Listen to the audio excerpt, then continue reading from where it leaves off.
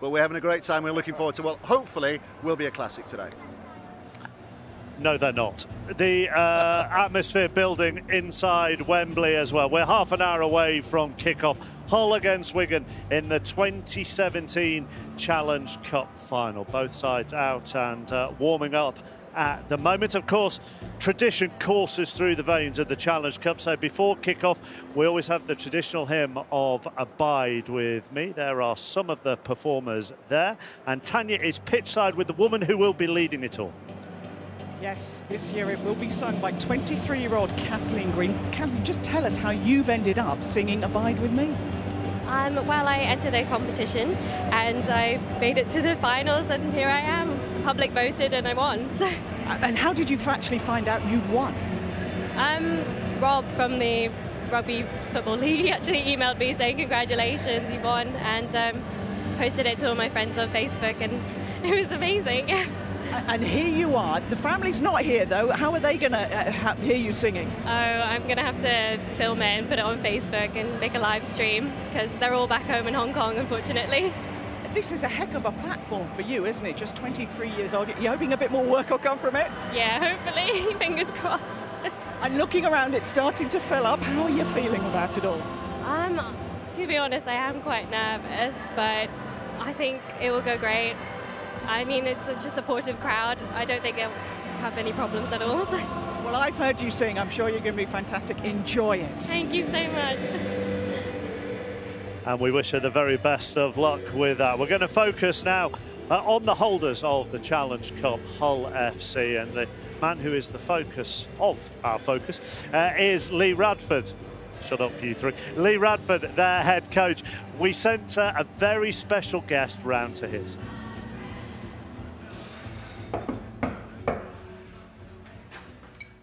And as well as welcoming us into his house, Lee Radford is also going to wear our player mic today, so we will be able to hear his thoughts over the course of the 80 minutes. I thought in that interview, Brian, one of the really interesting things was how his wife and his children had reacted to when he was under pressure with Radford out. He can deal with it, he can use it to fire him and the players up. And I think when you are a fan, you want football, rugby league, whatever it is, it's all about community, and you love having one of us as your manager and as your players, and yet there is a price to pay for that if you are so ingrained in a community as Lee Radford is and was. Absolutely, he's a Hull boy through and through, and the extra scrutiny that comes with that. When you go for a pint of milk to the local shop, the shopkeeper says, what were you doing at the weekend?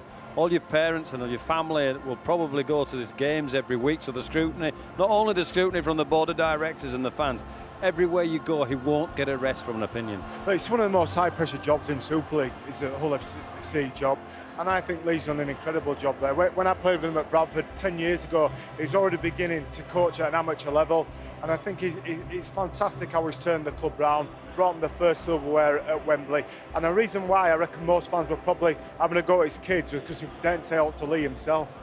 Yeah, he's got broad shoulders. You need broad shoulders. And when you're in a position of responsibility like that, scrutiny comes, pressure comes.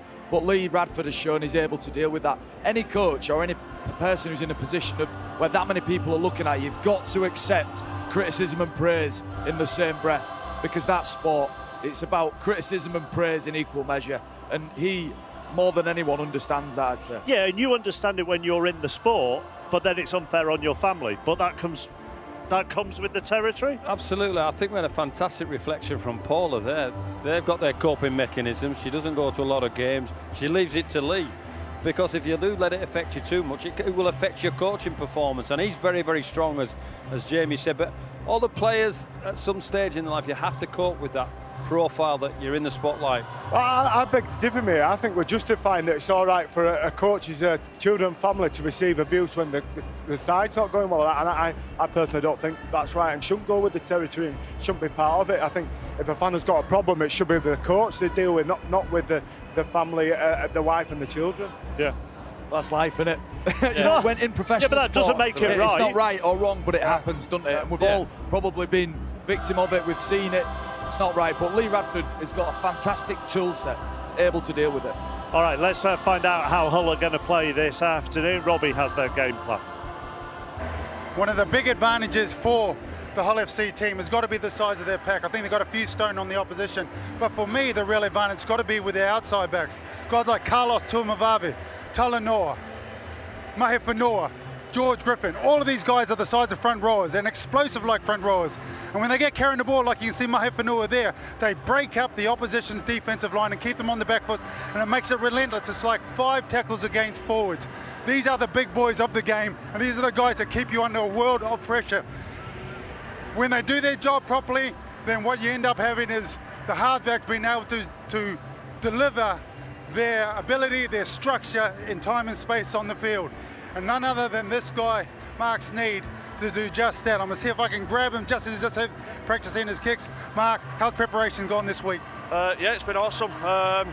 Been fairly light, I suppose, but obviously we need as much energy as we can. It's boiling hot down here again, so yeah, we seem to be prepped for it pretty well. Does kicking become even more important when the conditions are like so?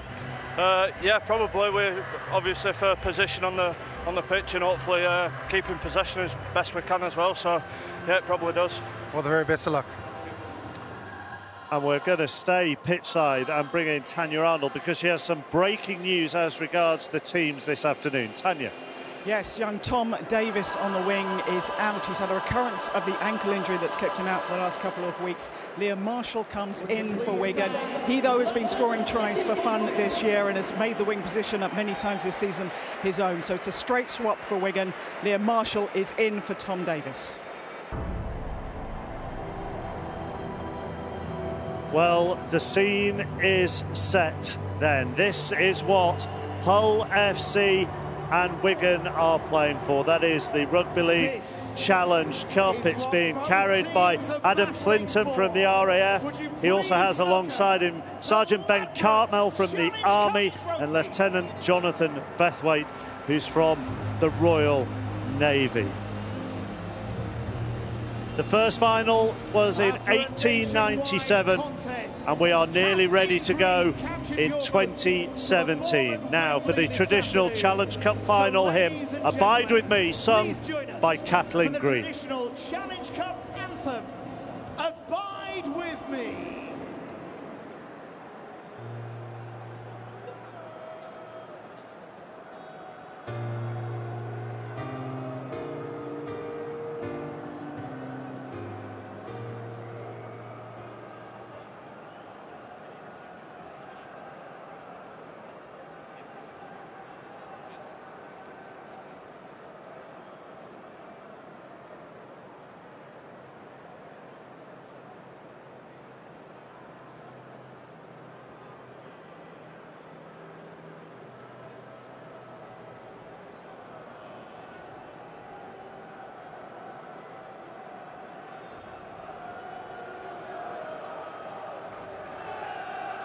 They're having problems at the moment with the PA here at Wembley Stadium.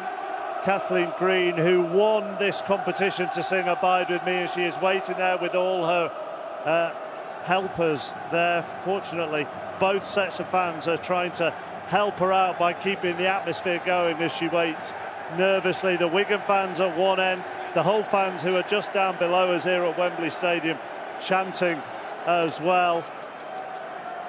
And the teams will be waiting in the tunnel, and it doesn't really help anybody, John Wilkin. Not at all. It will not affect these players one little bit. It's a huge moment for all these guys. They've got an opportunity today to be part of the history of the game, to be part of the fabric of our very game, to be pictured, photographed, and the video that will be made from today's game will be used in years to come. This is their opportunity, and right now they're not bothered about whether the PA system's working or not. They want to get out there, and that steely focus from Gaz Ellis here.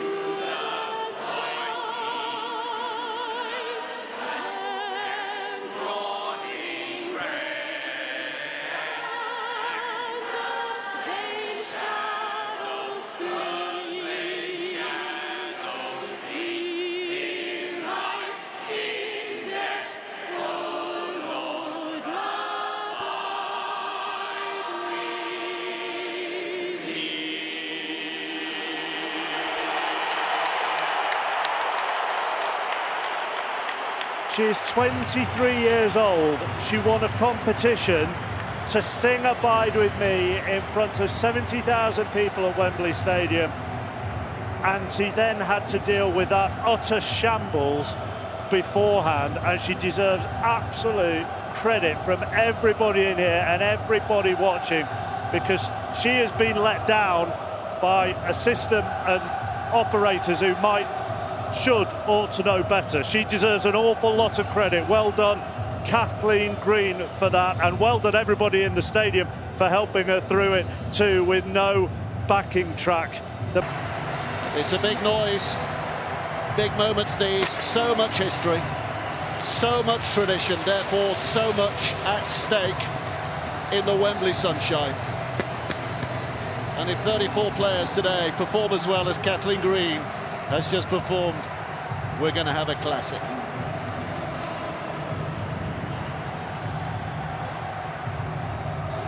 Ladies and gentlemen, ahead of kickoff, we'd ask you please to stand for the national anthem, led by Kathleen Greene.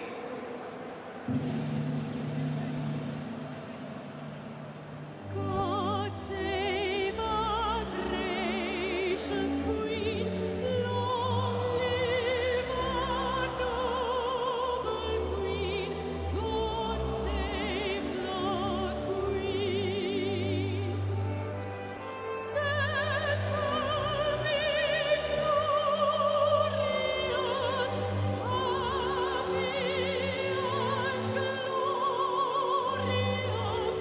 the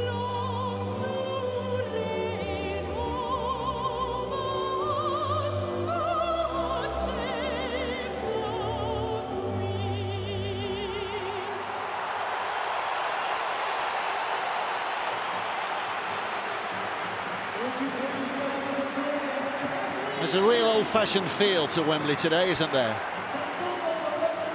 Andy Farrell and his son Owen, who handed out the shirts to the Wigan players in the build-up to this game.